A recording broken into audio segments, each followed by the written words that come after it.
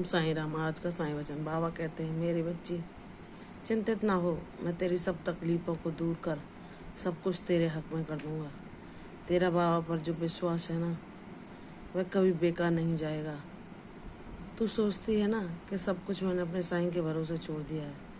मुझे नहीं पता कि मैं किस आर्थिक समस्या में हूँ या मेरे सामने कौन सी परेशानियाँ मुंह फाड़े खड़ी हैं।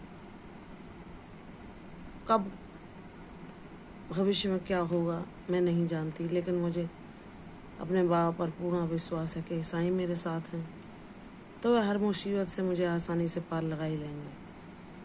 तो मैं यह नहीं सोचती कि आगे क्या होगा, कल हमारे पास क्या होगा या क्या नहीं, क्योंकि बाबा की लीलाएं अगाध हैं। वे क्षण भर में सब कुछ समस्या हल कर सकते हैं। और जब वह कहते हैं कि मैं तेरे साथ हूँ, तू यह ना सोच कि वर्तमान परिस्थिति क्या है या कल क्या होगा, कैसे तू इन सब से बाहर निकल पाएगी, कैसे तू अपने जीवन की इस पहेली को सुलझा पाएगी जो तुझे अभी बहुत जटिल लग रही है। लेकिन जिसके सर पर साईंनाथ का हाथ हो, वह आसानी से सब पहेलियों को सुलझाता हुआ अंत में जीत पा ही लेता है। बाबा कहते हैं, मेरी बच्ची ना सोच ऐसे लोगों के बारे में जो तेरी परिस्थितियों को देखकर तुझ में ताना कसते हैं, तुझे नीचा दिखाने की भरसक कोशिश करते हैं, तुझे सम्मान सूचक शब्द भी नहीं बोलते, जिन्होंने तुझसे बातें करना इसलिए छोड़ दिया, तुझसे संपर्क रखना इसलिए छोड़ दिया क्योंकि तुम्हारी आर्थिक स्थिति उनके लायक नहीं। उन्हें अपने संपन्नता का अहंकार है, वह तुम्हें अपने काबिल नहीं समझते। इसलिए मेरे बच्चे, यह समय जो हमारे जीवन में आता है, अच्छा या बुरा, यह हमें कुछ सीख देने आता है कि जो नाते रिश्ते हमें अपने लगते हैं, सच्चे लगते हैं, जो ऐसा लगता है कि ये हमेशा हमारे साथ निभाएंगे, समय पड़ने पर, वक्त पड़ने पर वह ऐसे मुंह फेर लेते हैं, चाहे वे कितने ही सके क्यों ना हो, कि वैसे जैसे वह हमें जानते ही नहीं। तो मेरे बच्चे, तुम्हें यह सीख अपने मन में धारण करनी है कि तुम्हें भी जब मैं संपन्नता दूं तो तुम्हें ऐसा नहीं बनना जैसा वो आचरण कर रहे हैं। तुम्हें सबकी मदद करनी है।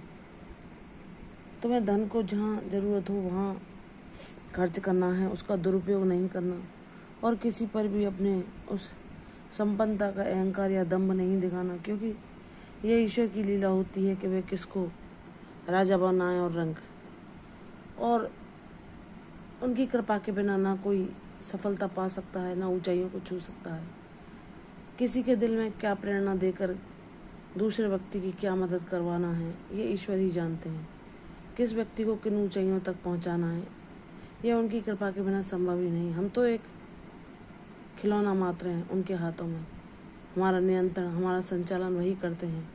लेकिन जो व्यक्ति बाबा की कृपा से ज्ञानवान बन जाता है, वह जान जाता है कि यहाँ जो कुछ हो रहा है सब प्रभु की मर्जी से है। लेकिन जो लोग सोचते हैं कि हम अपने जीवन को अपने अनुसार चला लेंगे, हम हर चीज़ को मात दे देंगे, लेकिन वह भी ऐसी परिस्थितियों में फंस जाते हैं जहाँ अपने आप को लाचार, बेवश महसूस करते हैं और कुछ नहीं कर पाते उन तकलीफ़ों को भोगने के सिवा जो उनके भाग्य में लिखी होती है। इसलिए हमें इतना ध्यान रखना चाहिए कि जो हमने किसी जन्म में किया है वह तो हमें भोगना ही पड़ेगा, लेकिन हम अपने कर्तव्य कर्मों को निष्काम भाव से करते हुए ईश्वर को समर्पित करते जाएं तो हम किसी बंधन में नहीं बनते। और प्रभु का नाम जाप, प्रभु का स्मरण हर पल करना हमें हर कष्ट, हर दुख से दूर ले जाता है।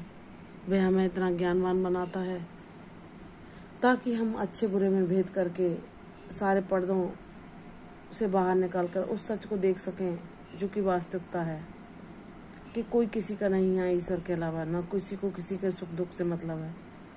कुछ बाबा के ही बच्चे होते हैं जो हर किसी को दुख में देखकर प्रयास करते हैं उन्हें उस दुख से बाहर निकालने का, उनके चेहरे पर मुस्कान लाने का। लेकिन अधिकांशतः इस संसार में लोग ऐसे हैं जो सिर्फ अपने सुख और दुख के लिए चिंतित रहते हैं। अन्य किसी से उन्हें कुछ लेना देना नहीं होता। वे अपने अपने परिजनों के लिए, जो उनके स्वयं के परिजन हैं, उनके लिए तो बहुत अच्छा सोचते हैं। उनके लिए उन्हें थोड़ी सी भी परेशानी पसंद नहीं, लेकिन दूसरे के परिजनों के बारे में अपशब्द बोलने से वे तनिक भी पीछे नहीं हटते, क्योंकि वे संपन्नता है उनके पास, वे पैसे वाले हैं।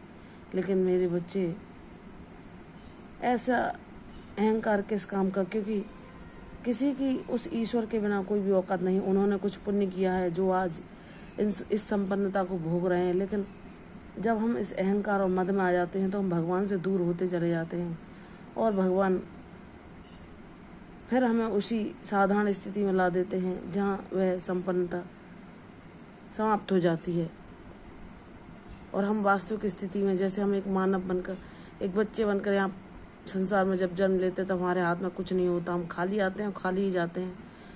और जब हमारे शरीर नासवान है और एक दिन यह मिट्टी में ही मिल जाना है, तो किस बात का घमंड, किस बात का अहंकार, क्योंकि परम सत्ता तो सिर्फ भगवान के अतिरिक्त और कोई नहीं, जो सबके हृदय में धड़कन के रूप में विराजमान हैं, जो सबको चलाते हैं, सबको प्रेरणा देते हैं, सबको सही मार्ग दिखाते हैं, सरलता सिखाते हैं, ज्ञान देते हैं, और शांति पाने का यह मार्ग भी बताते हैं कि हर परिस्थिति में सामान्य रहो, सहजता को प्राप्त करो, ईश्वर का गुणगान करो, उनका नाम जाप करो, ताकि तुम्हें कोई अवगुण ना छू सके। क्योंकि यह माया रूपी जो नाट्यशाला है, इसमें अच्छे अच्छे भी परास्त हो जाते हैं। जिन्हें प्रभु का सानिध्य प्राप्त नहीं होता वह इसके जाल में फंस जाते हैं और अपने मार्ग से भटक जाते हैं। लेकिन वह भाग्यशाली हैं जिन्हें बाबा अपना कृपा पात्र बनाते हैं, अपनी भक्ति देते हैं। वह सहजता से ही सब कुछ पाके भी सामान्य रहकर अपने उसी ईश्वर के मार्ग पर चलकर ईश्वर को पा लेते हैं और अपने जीवन को सार्थक बनाते हैं। वह संसार में रहे न रहे, लेकिन लोगों के हृदय में हमेशा मधुर स्मृतियों के रूप में याद रहते हैं। सब उनको उनके जाने के बाद भी दुआएं देते हैं। जीवन ऐसा होना चाहिए जो कि दूसरों के हितों के लिए लग जाए। अपने लिए तो हर कोई जी लेता है, लेकिन दूसरों की खुशियों के लिए जो जीना है वह बाबा हमें सिखाते हैं। किसी के चेहरे पर मुस्कान आने पर जो हमें शांति महसूस होती है वह बाबा हमें सिखाते हैं। इसलिए हे साईनाथ, मुझ पर अपनी ऐसी ही कृपा रखना। यह समय भी कट जाएगा और आपकी कृपा से हम वह सब पालेंगे जो आपने हमारे लिए एक उपहार स्वरूप सोच कर रखा है। मेरी बच्ची, मैं तेरी झोली में वह सब कुछ ला दूंगा जो तू चाहती है। बस मुझ पर विश्वास कर, तेरी जीत शानदार होगी। अपने बाबा पर विश्वास कर।